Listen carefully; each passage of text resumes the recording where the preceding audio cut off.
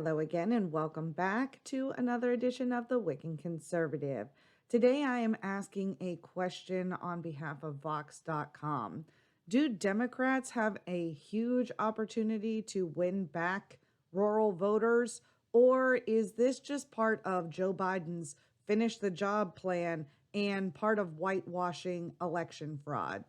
Let's get into it.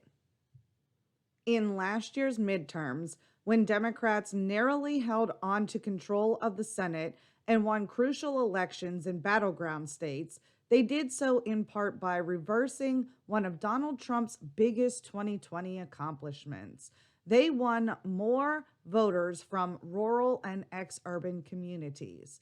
From Arizona and Nevada, across the Midwest, and into North Carolina and Pennsylvania, Democratic Senate and gubernatorial candidates improved on President Joe Biden's 2020 showing among his swath of the electorate and persuaded tens of thousands of rural voters who voted for Trump to switch parties. But is that really what happened? Let's take a look at the map.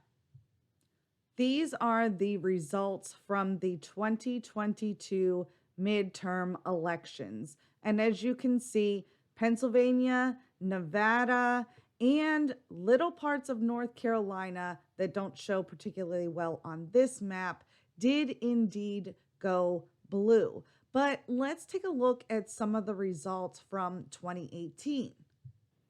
On this map, you can see that Nevada and Pennsylvania are still blue. And even though the maps do not match entirely, they are pretty consistent across the board, with a majority of your Democratic blue states being on the west and east coast of the country, and a majority of your red voting states being in the center or Midwest region of the country. So it doesn't look like there was a huge swing in the number of voters across the country changing their parties as suggested by Vox. As a matter of fact, it seems pretty consistent across the board. But knowing what we know about the 2020 election cycle and the legislative measures passed during COVID, Arizona, Nevada, Pennsylvania, and North Carolina could be easily explained by looking at the laws instead. For the general election, at least 30 states plus the District of Columbia had made at least some changes that will make it easier and more accessible for voters to cast their ballots from home. These changes included removing strict excuse requirements or allowing COVID-19 concerns to be a valid excuse to vote absentee, allowing ballot drop-off boxes, offering prepaid postage on election mail, and proactively sending all active registered voter applications to request an absentee ballot, even with some skipping that step and sending actual ballots to the homes of all registered voters. The states that participated in these requirements and changes were Alabama, Arkansas, California, Connecticut, Delaware, the District of Columbia, which is not a state, Georgia, Illinois, Iowa, Kentucky, Maryland, Massachusetts, Michigan, Minnesota, Missouri, Montana, Nebraska, Nevada, New Hampshire, New Jersey, New York, North Carolina, Ohio, Oklahoma, Pennsylvania, Rhode Island, South Carolina, Texas, Vermont, West Virginia, and Wisconsin. In short, Republicans don't have to work hard to win rural votes, but Democrats definitely do. And there's more than one excuse as to why the numbers could have potentially shifted across the nation, even though it is showing that they stayed more constant to their past voting history. Now, as the 2024 campaign map begins to take shape, Democratic candidates and the state and national parties and their outside partners will have to make a choice about how seriously to invest in outreach and persuasion operations in these communities. Democrats have long struggled in rural communities, but their decline in support has only accelerated in recent years, cementing the idea that for many, the party caters to highly educated and primarily urban voters. That narrative has only entrenched itself since the 90s, when former President Bill Clinton essentially split rural voters with his Republican opponents in his two presidential campaigns and won over 1,100 rural counties in 1996. Since then, Democratic presidential candidates have endured dramatic losses in rural areas. In 2008, Barack Obama won 455 rural counties, and in 2020, Joe Biden won only 194. I thought that they won the rural vote. That's how they won the election. But as we can see by their own admission, that wasn't what won the election for them either. Their claim to fame is that the 2022 midterms reversed their slide. If Democrats decide to take rural communities more seriously this cycle, activists, strategists, and former candidates say the party stands to shore up its margins in battleground states and make up for any possible loss in support from the suburbs. If candidates and their campaigns show up and work with the right local partners, they might have a better chance of replicating some of the rural progress that they made in 2022. At the very least, they can lose less badly, as former Montana Governor Steve Bullock, a Democrat, said. Far too often in ex-urban areas, Democrats over the last decade have just been ceding these areas to Republicans. Bullock is now advising rural voter outreach efforts for the Democratic-aligned American Bridge 21st Century, a political advertising and opposition research group that is already spending money to promote Biden and the Democrats' record. So what is Bullock's number one winning advice?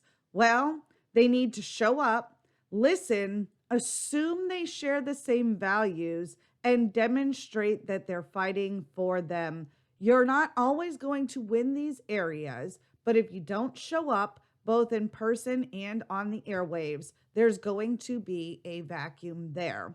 Although I digress, it doesn't seem that there is a vacuum there. The void is filled by Republican voters with their own principles and values that do not align with the Democratic promises, nor do they resonate with the lies that you are going to be fighting for them based on shared political values.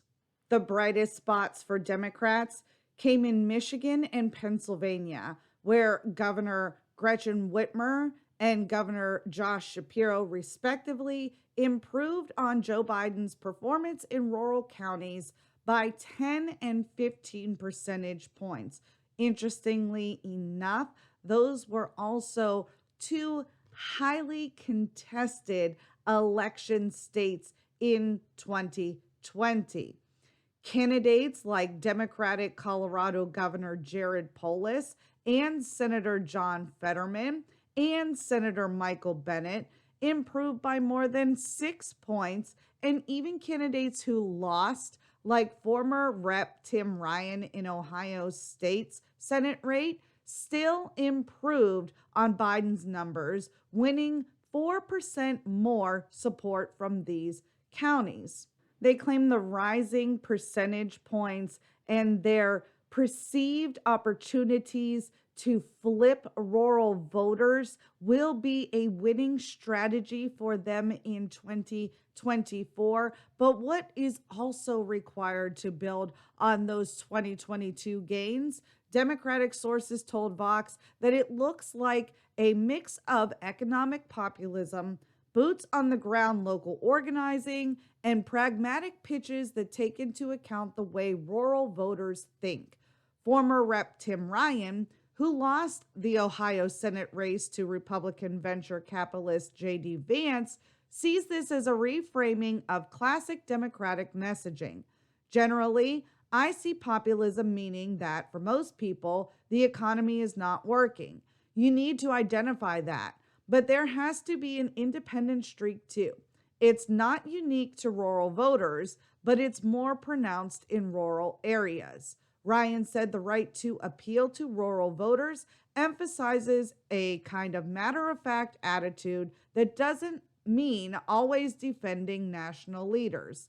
In addition to understanding the way rural voters turn out to vote, Democrats are also going to switch their focus on how they message their narrative to rural voters.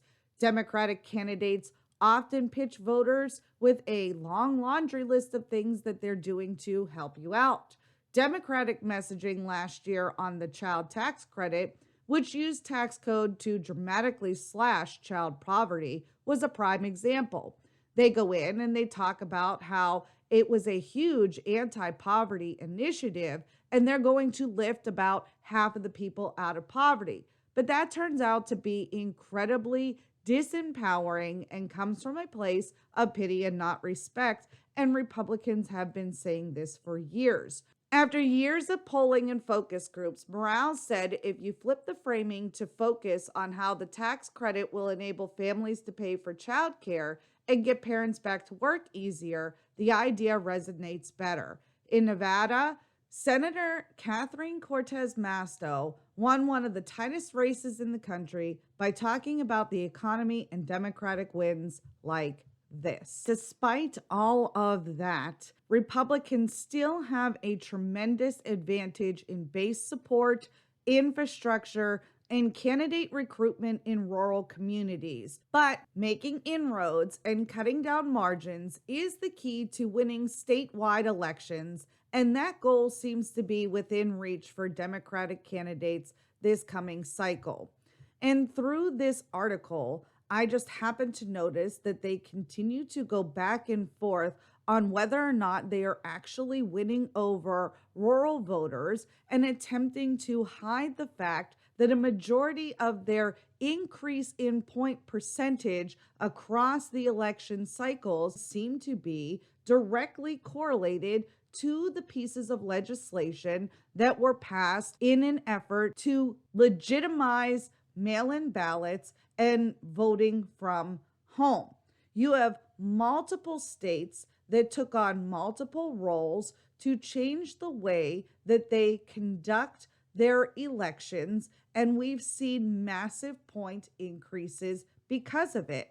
If it were the policies of the Democratic candidates that were changing the minds of the voters, I believe that they wouldn't have to work so hard to get us out to the ballot box in support of their ideas. They're also telling you that they're only out constructing narratives that they think you want to hear and don't necessarily have any intentions of putting those policies into play when they get into office. On that note, that's all I have for you guys today, and I will catch you on the next one.